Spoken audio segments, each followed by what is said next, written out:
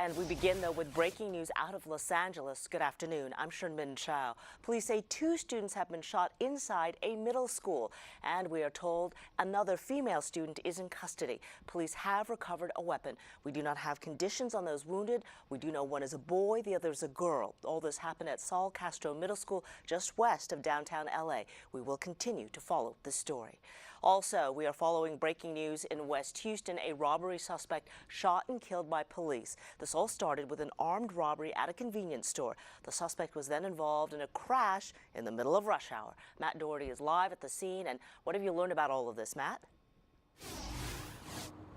Yeah, things are just now starting to clear up out here, but there's still lots of police tape out here. You can see just over that way, that Boudreaux's restaurant, that's where the suspect was shot and killed. Now, police haven't identified the man they shot, but they say he is the man who robbed an Exxon this morning.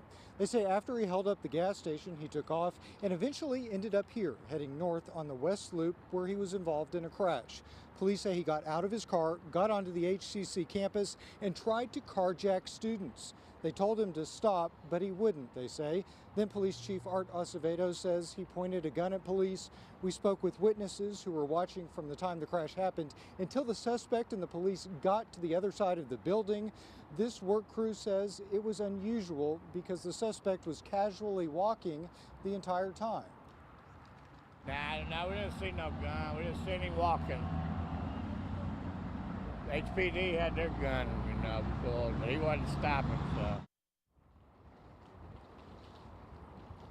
Chief Art Acevedo says he believes their investigation will show the suspect had a lengthy criminal history. The lieutenant who shot the man is a 22-year officer with HPD.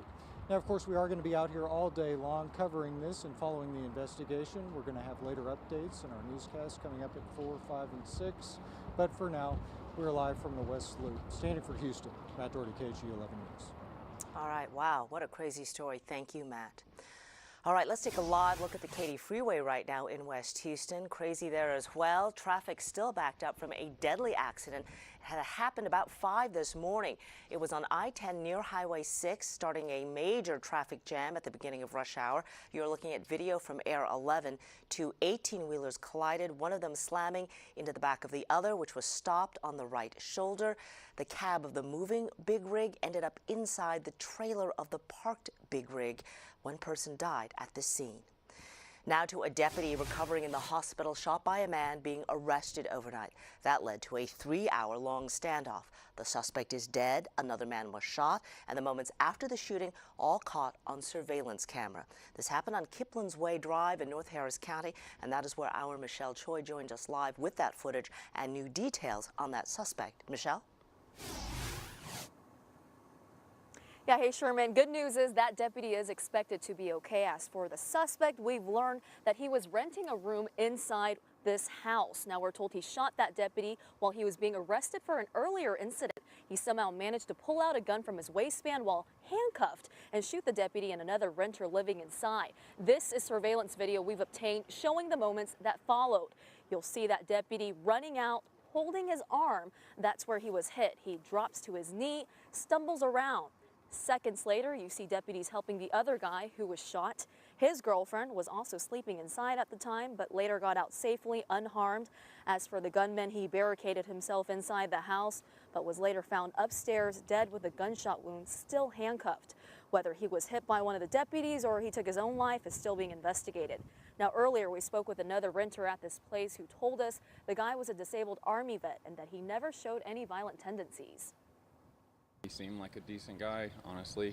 That this happened, like I said, it's just a very tragic situation, and I certainly wouldn't have wanted to, have this happen in my house, but here it is. So.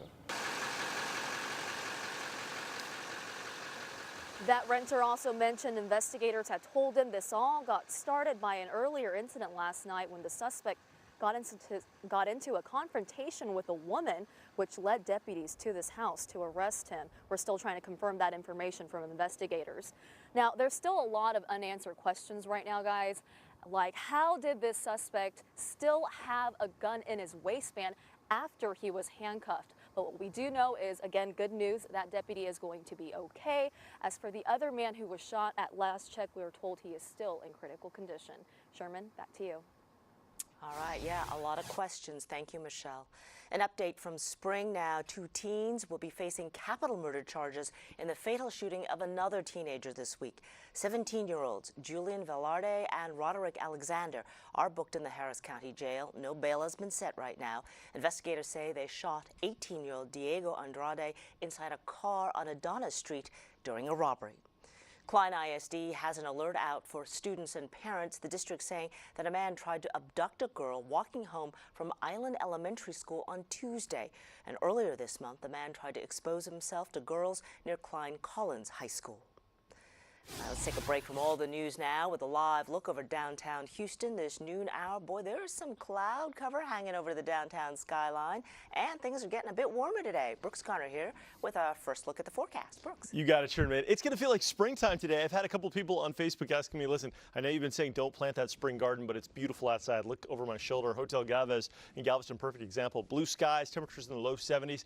Still, though, even though we've got a warmer forecast ahead, Houston can still see frost until about the middle of March, so just keep that on your radar. I wouldn't do it yet. I'd wait about 3 or 4 more weeks. Here's a look at the clouds and radar around the region.